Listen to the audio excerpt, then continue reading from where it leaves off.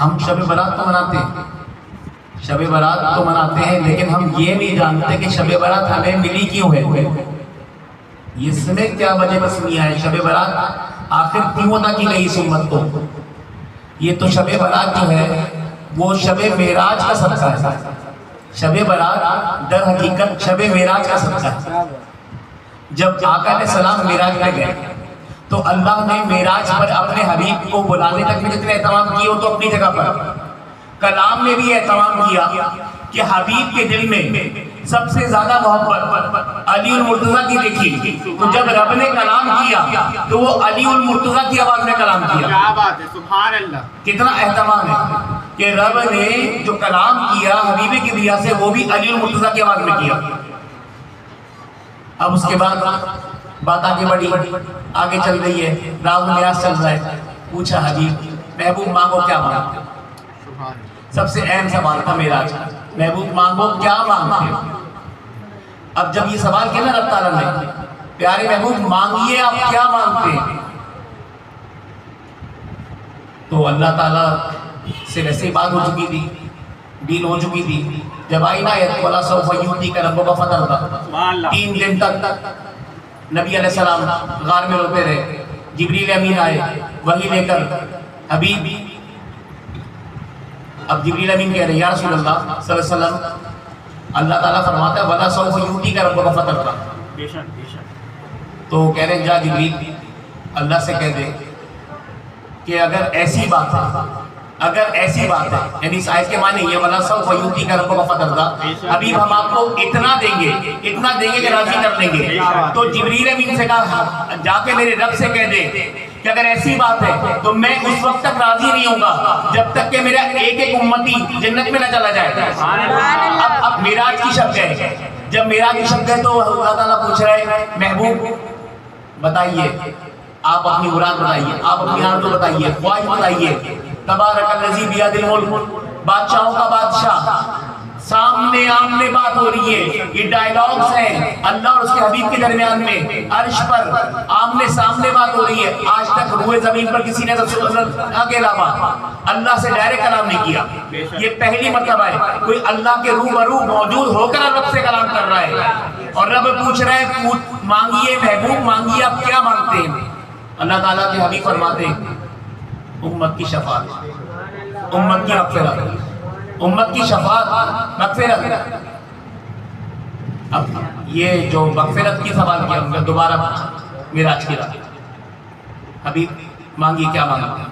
تیسری بار، چوتھی بار، پانچویں بار، حتیٰ کہ 100 مرتبہ ایک ہی سوال کیا اللہ تعالیٰ نے، حبیب مانگیے کیا مانگتے ہیں آپ ہمارے عرش پر مہمان بن کر آئے ہیں، اب یہاں پر جب آپ آ گئے تو آپ عالمین کے رب سے میں کائنات کا پالنہار ہوں، جو مانگیں گے عطا کروں گا، حبیب مانگیے کیا مانگتے ہیں؟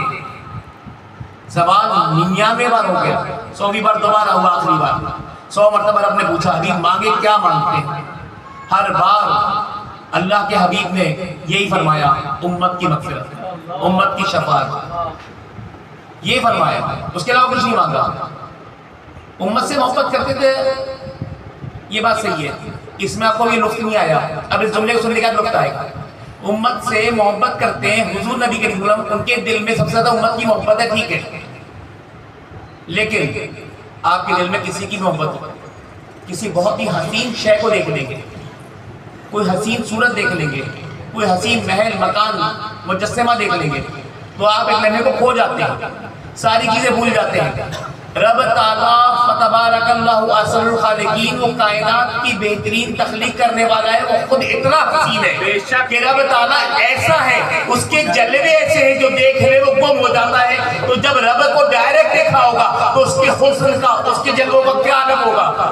اس کے بعد بھی رسول اللہ نے ان جلووں کا دیدار کرنے کے بعد بھی امت کو نہیں بھولے، امت سے ایسی محبت کرتے ہیں، سبحان اللہ۔ مزہ تو اس مقام پر ہے کہ 100 بار پوچھا، ایک بار بھی نہیں بھولے، ہر بار یہ فرمایا میں امت کی محبت مانگتا ہوں۔ ایک نقطہ میں آپ کو اور سمجھا دیتا ہوں، آپ نے شب برات میں 6 رکعت نفل پڑھی، یہ سمجھے بڑی اہم بات ہے۔ یہ 6 رکعت نفل کیوں پڑھائی جاتی ہے؟ یہ 6 رکعت نفل آپ کو صرف اس لیے پڑھائی جاتی ہے کہ یہ 6 رکعت ابابین کی مثل ہے. یہ 6 رکعت نماز ابابین کی مثل ہے جو کہ میرے نبی علیہ السلام کی امت میں پڑھی جاتی ہے، یعنی سنت سے پڑھی جاتی ہے.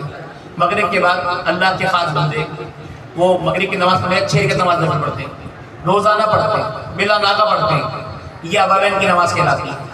تو وہ پڑھائی اس کی جاتی ہے کہ آپ اس نماز کے عادی ہو جائیں، اس کی عادت بنا لیں.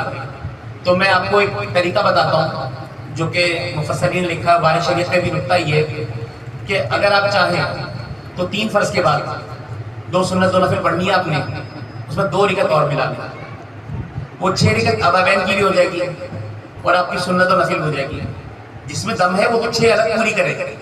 جس میں دم خم ہے جو پڑھ سکتا ہے، لیکن جو کوئی جلدی میں ہے، آفس میں، یہاں ہے، ٹائم نہیں ملے گا، تو 7 کی جگہ 9 پڑھ لیا کریں. ویسے مسئلہ پورا بیان کر دیتا ہوں کہ اگر آپ 4 میں نیت کریں گے تو 4 رکعت ابابین کی شمار ہو جائے گی اور 4 کا آپ کو ثواب ملے گا. لیکن کیا برا ہے کہ میں 6 کی 6 نفل پڑھ لوں اور وہ ابابین کی ہو جائے. اس میں میری سنت موقدہ بھی ہو گئی اور نفل بھی ہو گئی، 2 اضافی نفل پڑھنی مجھے ابابین کا بھی ثواب مل جائے گا. مجھے نماز مغرب کے ساتھ ساتھ ابابین کا بھی ثواب مل جائے گا. تو یہ عادت بنانے کے لیے ہے. بس اللہ تعالیٰ ہماری دین کی طرف لگاؤ اور عادت بنا دے. یہ چھوٹی چھوٹی جو راتیں ہیں نا، یہ جو دی ہے، یہ اس کا صدقہ ہے. چاہے وہ شب قدر ہو یا شب برات ہو، یہ ساری کی ساری نا اس معراج کا صدقہ ہے. جو سوال پوچھا تھا کہ ابھی مانگو، کیا مانگتے ہو؟ تو کہا کہ محبوب کی امت کو ہم یہ تو دیں گے کہ حشر میں آئے گے اور ہم بخش دیں گے، حشر میں آئے گے اور بخش دیں گے. اور شفاعت کا اذن رسول اللہ کو دے دیا. 13 14 15 ڈائلاگ چل رہے ہیں اللہ تعالیٰ نے، اور 14 15 اور 15ویں کو فائنل ہو گیا، ڈیل فائنل ہو گئی کہ حبیب سے کہا تھا کہ تم آدھی امت کی بخشش دے لو اور آدھی امت سے ہم پوچھ لیتے. تو رسول اللہ نے کہا تھا نہیں، میں بخشش آدھی امت کی نہیں چاہتا، میں شفاعت کا حق چاہتا ہوں، میں اذن شفاعت چاہتا ہوں. بس مجھے شفاعت کا حق دکھ رہا ہے. اب جو شفاعت کا حق ملا ہے تو ایسا حق ملا ہے کہ اللہ کے حبیب ایسے شفیع ہیں کہ کائنات کے ایک ذرے کی جو شفاعت ہوگی، جو جنت میں جائے گا، وہ حبیب کبریا مصطفیٰ کریم صلی اللہ علیہ وسلم کے سے جائے گا. تو بس وہ رسول اللہ کی سے جائے گا. تو شفاعت کا حق مل گیا، وہ اذن مل گیا، وہ دے دیا. اور یہ حدیث ہے نا کہ